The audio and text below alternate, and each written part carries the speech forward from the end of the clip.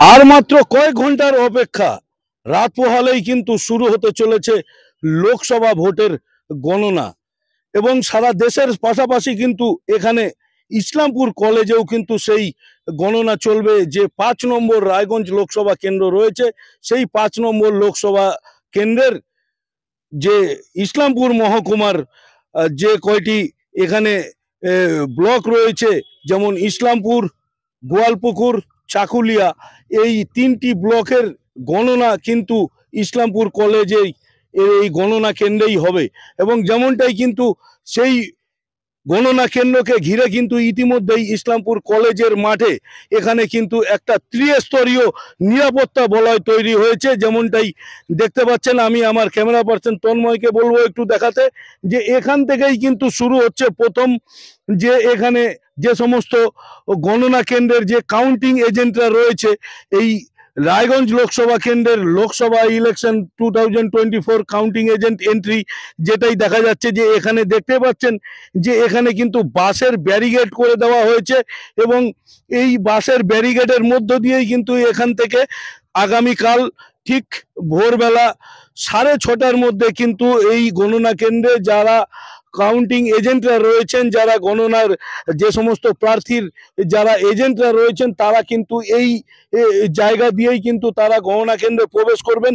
এবং তার পাশাপাশি আরও একটা বিষয় দেখাতে বলবো, আমি একটু আমার তন্ময়কে দেখাতে বলবো, যে গোটা গণনা কেন্দ্রটা কিন্তু বাঁশের ব্যারিকেড দিয়ে ঘিরে রাখা হয়েছে। এবং এই যে ব্যারিকেড আপনারা দেখতে পাচ্ছেন, এই ব্যারিকেডের ভেতরে কিন্তু শুধুমাত্র পুলিশ এবং যারা নিরাপত্তা রক্ষী রয়েছেন তারা কিন্তু থাকবেন। এবং এই বাসের ব্যারিকেডের ভেতরে কিন্তু কোনো সাধারণের প্রবেশ নিষিদ্ধ রয়েছে একেবারেই।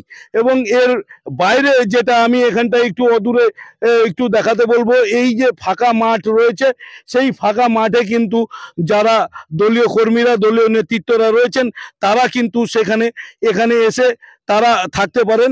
কিন্তু এই যে ত্রিস্তরের নিরাপত্তা বলয় তৈরি হয়েছে, এই নিরাপত্তা বলয়ের মধ্যে কিন্তু একেবারেই সাধারণের প্রবেশ নিষিদ্ধ করা হয়েছে। যেমনটাই আমি একটু তন্ময়কে আরো একটু দেখাতে বলবো, যেমনটাই যে আমরা এখান থেকে যে এই যে প্রবেশ করছি, এখান থেকেই কিন্তু এভাবেই ঠিক কাউন্টিং এজেন্ট যারা রয়েছেন তারা কিন্তু এখানে প্রবেশ করবেন।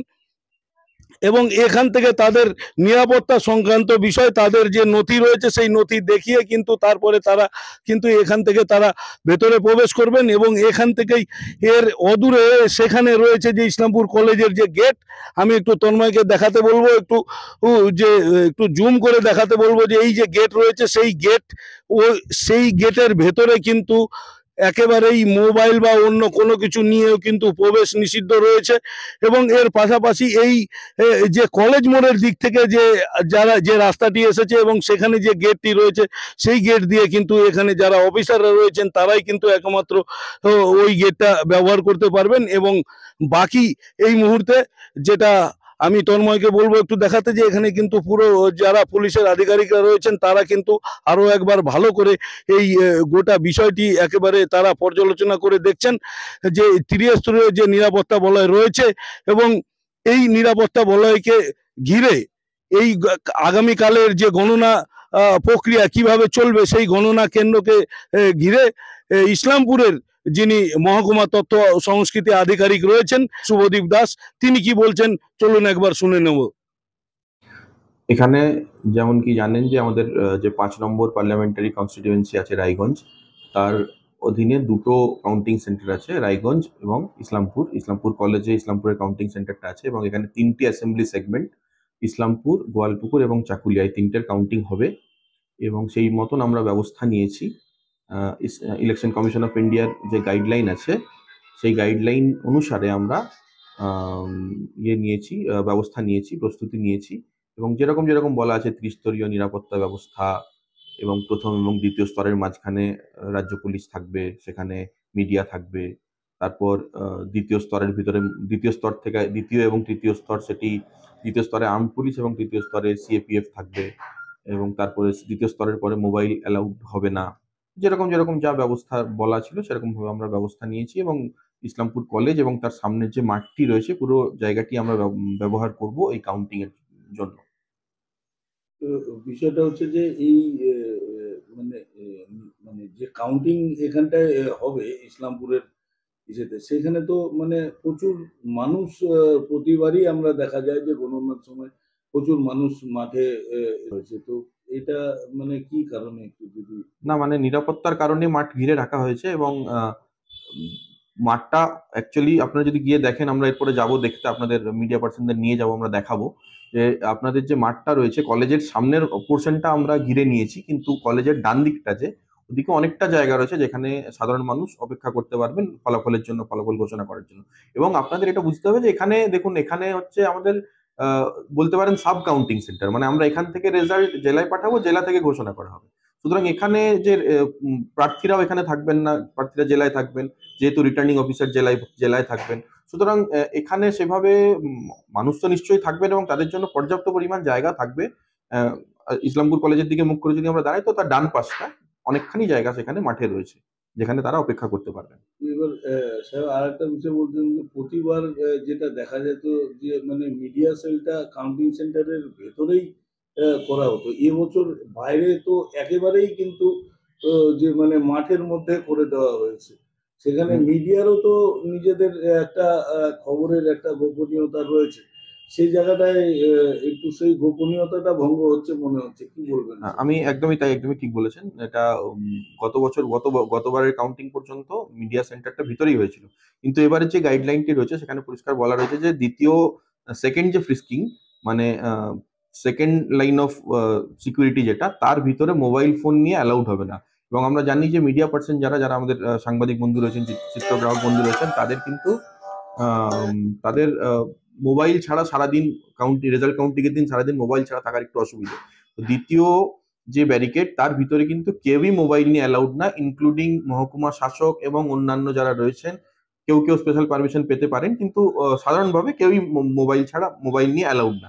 সুতরাং আমরা জানি যে কলেজ গেটে দ্বিতীয় ব্যারিকেডটি হবে, এবং দ্বিতীয় ব্যারিকেডের ভিতরে অর্থাৎ কলেজের ভিতরে, যেখানে আগের বার আপনি বলছেন মিডিয়া রা বসেছিলেন, যেখানে অডিটোরিয়াম হয়েছে, কলেজ অডিটোরিয়াম মিডিয়ারা বসেছিলেন, মিডিয়া সেল যেখানে হয়েছিল, সেখানে সমস্যাটা এটাই যে ওই দ্বিতীয় ব্যারিকেডের ভিতরে হয়ে যাওয়ার কারণে ওখানে মোবাইল ফোন নিয়ে অ্যালাউ করা যাবে না।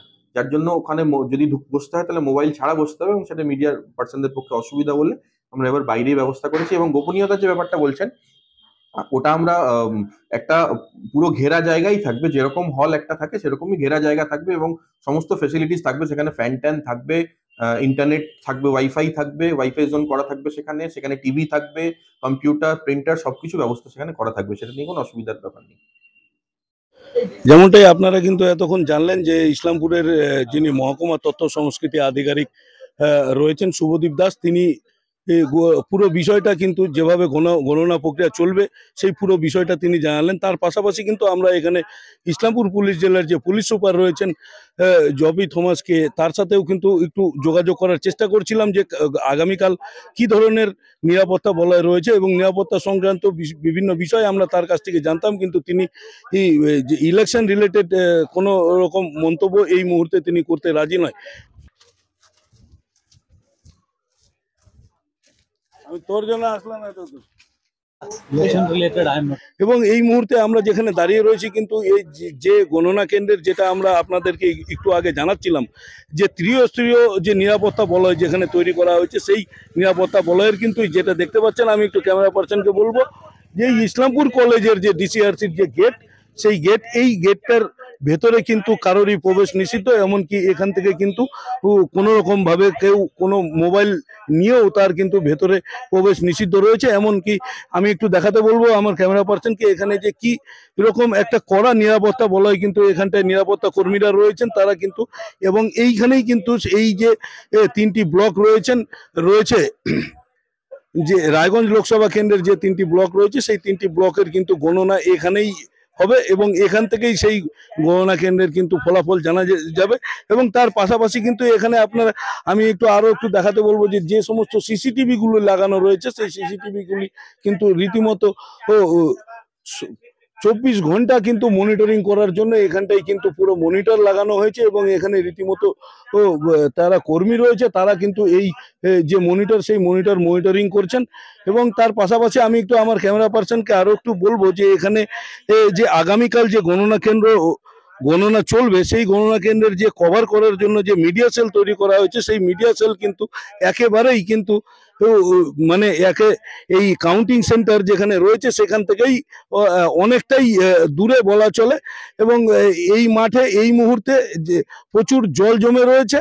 আগামীকাল কিভাবে যারা সংবাদ মাধ্যমের কর্মীরা রয়েছেন তারা সেই ওই যে এখানে মিডিয়া সেলের জন্য ব্যবস্থা করা হয়েছে সেখান থেকে কিভাবে তারা এখানে এসে তাদের যে গণনা সংক্রান্ত বিষয় রয়েছে সেগুলি কিভাবে কভার করবেন সে নিয়ে কিন্তু একটি সমস্যা রয়েছে। তবে শেষ পর্যন্ত একটাই বলা যায় যে আগামীকাল এই গণনার মাধ্যমে শেষ হাসিটা কে আসে কে হাসবে সেটাই এখন দেখার। ইসলামপুরের এই গণনা কেন্দ্র থেকে ক্যামেরায় তন্ময়ের সাথে আমি দীপঙ্কর দে, লাইভ নিউজ।